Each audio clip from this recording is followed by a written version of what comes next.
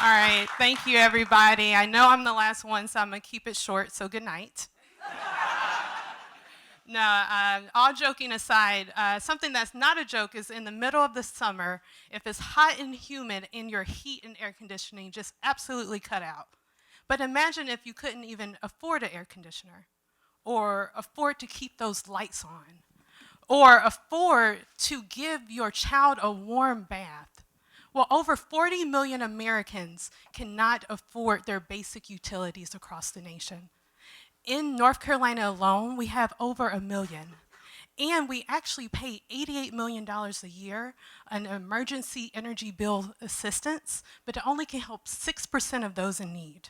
And of that 6%, it helps them for 2 months and sometimes less. This leaves families to have to sacrifice in other ways, such as skipping medicine or meals to provide energy in their homes. Actually, families with a high energy burden have less of a calorie intake. They also have a higher likelihood of heart disease and asthma. I'm here today as the founder and executive director of the Renewable Energy Transition Initiative. We're actually a 501c3 nonprofit organization based out of Charlotte, North Carolina. Our mission is to sustainably decrease the energy costs of families with high energy burdens through partnerships with communities, utilities, and city organizations. We currently have partnerships with Duke Energy piloting their first ever low-income shared solar program that's bringing energy savings to 400 households across South Carolina. We also have partnerships with the city of Charlotte for their smart home initiative as well that is also bringing cost savings. But what I'm here to talk about now is our next iteration after we have our proof of concept is developing our own community solar programs in the Charlotte community, because although community solar and solar is at cost parity, the majority of those who can own or subscribe to solar have incomes well above the average income of Americans. Investing in these kinds of technologies is an investment on affordable housing and also the future of our nation. Thank you.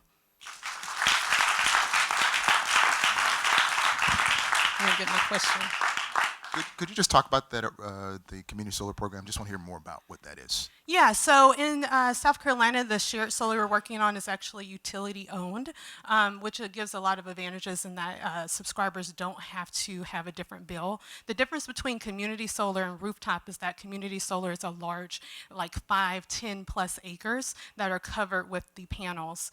And then each subscriber, it can be a church, it can be a school, it could be a small home, can subscribe to a certain amount of those panels, and whatever energy is generated, they'll see a bill credit for that, so it can generate savings that way.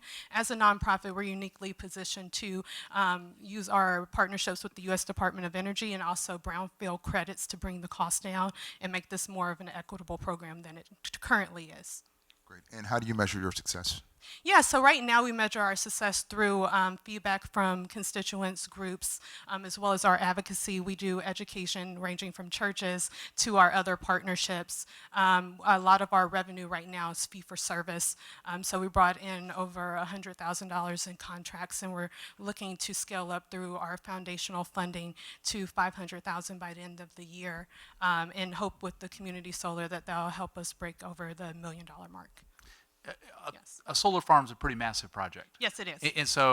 And takes a lot of money. And Yes. Who are you targeting as a donor base? Who do you imagine providing charitable funds towards this? Yeah, so we do have some connections with solar financiers that we've been speaking with. We also have a partnership with the U.S. Department of Energy, the Clean Energy for Low-Income Communities Accelerator, that has been talking to us about developing a concept of how we can tie in new solar connection energy efficiency to broadband access. So there's some grant funding for us to do our proof of concept. As we go further, we're actually looking at other models that don't do the traditional credit financing to find a homeowner or renter to subscribe. In our South Carolina partnership, this program is open to renters, homeowners. There's no credit check. There's no upfront cost. You can move and you can still stay in the program and you get the bill savings. I got too many questions, so I'm going to ask you later. Okay. All right. How many clients do you serve today?